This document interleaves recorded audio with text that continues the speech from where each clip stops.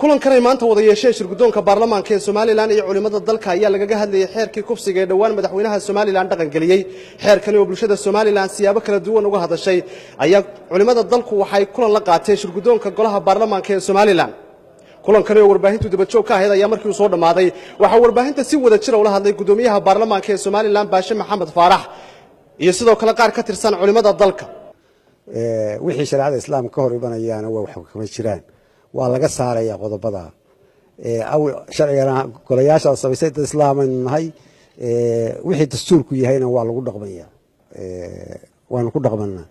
marka waxaanu ku heshinay culimada inaanu isla eegno wixii shariicada islaamka ka hor imanaya aanu ka saaro oo isla saxno annaguna waxa nagu waajiba culimada inaanu maqalno oo la tashano oo shuruucda la samaynayo intayn sharci noqon aanu kala tashano taana waanu ku heshino markii aanu sharci sameynanaba wixii shariicada islaamka ka khuseeyo culimada waanu kala tashanana albaabka iyaguna waa u furan yahay albaabka madaxweynuhuna waa u furan yahay dalkana wada tashi baa lagu wada shaqeeyaa xeerarka bani aadamku ama dadku ay dejiyaan waa laba nooc wax shariicada ka hor yimaada iyo wax shariicada waafaqa ama aan khilaaf ahayn xeerka shariicada ka hor yimaada allah inoo abuuray baan inoo ogolayn innaguna muslimiin baynu nahay ilaahay rumaysannahay ilaahay baanu u hoggaansannahay waxaana alxamdulilah in madaxdeennii iyo culimadeennii iyo dhammaan aynu isku wada waafaqnay in wixii shariicada ka hor yimaada ama khilaafsan xeerkaasi ku jira in laga saaro waxaa hadalku ku kooban yahay waxaa la isla garto la isla qaatay in dib loo akhriyo culimada nuqul la siiyo culimada iyo dhinacyada aan sheegay iyagoo isla jira in si wada jira loo akhriyo oo wixii dhaliil